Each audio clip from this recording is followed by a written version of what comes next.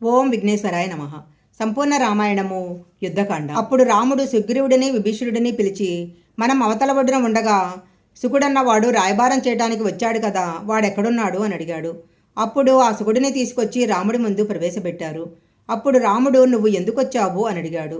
సుకుడన్నాడు, బుద్ధిహీనుడైన రావణుడు మీ బలాన్ని చూసి రాయబారం చెప్పమన్నాడు.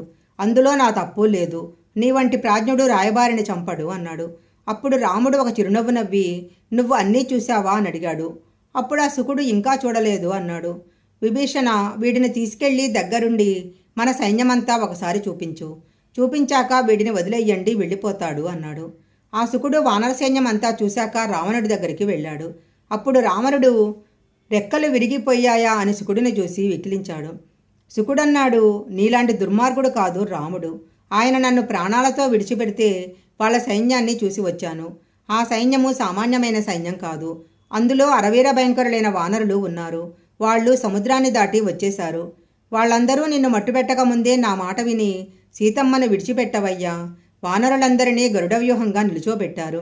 శిరస్థానం దగ్గర రాముడు లక్ష్మణుడు నిలబడ్డారు. హృదయస్థానమందు అంగదుడు నిలబడ్డాడు.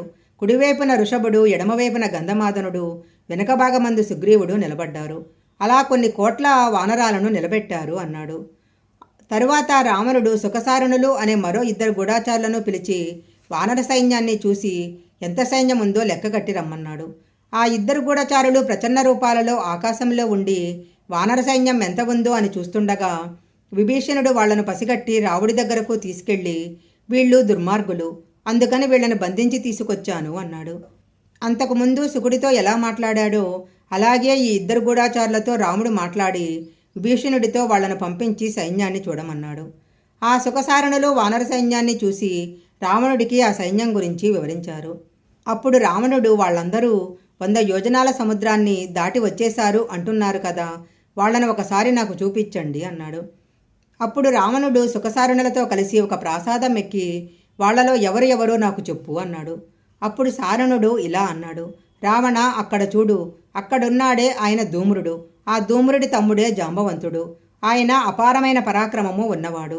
కొన్ని కోట్ల వానరాలతో యుద్ధానికి వచ్చాడు. వారు గట్టిగా పెద్ద కేకలు వేస్తే వాడి నోట్లో నుంచి వచ్చే నాదానికి శత్రువుల గుండెలు బద్దలైపోతాయి. వాళ్లకు వేరే ఆయుధాలు అక్కరలేదు. వాళ్ళకి గోళ్ళు కోరలు ఆయుధాలు. పళ్లతో కొరుకుతారు, మోచేతులతో పొడుస్తారు, చెట్లు పెకిలిస్తారు, పర్వత శిఖరాలను ఊపుతారు, పెద్ద పెద్ద శిలలను విసురుతారు. ఒక్కొక్కరిది 10 ఏనుగుల బలము, కొంతమందిది 100 ఏనుగుల బలము, ఇంకొంతమందిది 1000 ఏనుగుల బలము, 1,00,000 ఏనుగుల బలము, కొంతమందిది అసలు ఎంత బలమో చెప్పటానికి కుదరదు. ఇందులో ఇంకా ఆశ్చర్యమైన వాడు ఇంకొకడున్నాడు.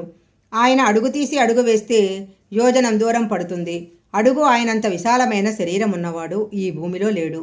అదిగో ఎదురుగా కనపడుతున్నది ఆయనే. ఆయన పేరు పనసుడు. 4 యోజనాల విశాలమైన శరీరాన్ని పొంది ఉంటాడు. అదిగో ఆయన పక్కన కనపడుతున్నవాడు సుగ్రీవుడు. 36 కోట్ల వానరాలు సర్వకాలముల యందు ఆయన చుట్టూ ఉంటాయి. గద ఎత్తి రారా రావణ అని అక్కడ అరుస్తుంటే ఇక్కడ లంకలో ప్రాసాదాలు కదులుతున్నాయి. ఇన్ని కోట్ల వానరాలకు ఆయన అధినాథుడు. ఆయన ఆజ్ఞకు తిరుగులేదు. ఆయన కిష్కిందని రాజధానిగా చేసుకొని పరిపాలిస్తున్నాడు. ఈయన కన్నా బలవంతుడైన ఈయన అన్న వాలిని రాముడు ఒక్క బాణంతో కొట్టి చంపేశాడు. వాలి మెడలో ఉండే మహేంద్రమాల ఇప్పుడు సుగ్రీవుడి మెడలో ఉంది.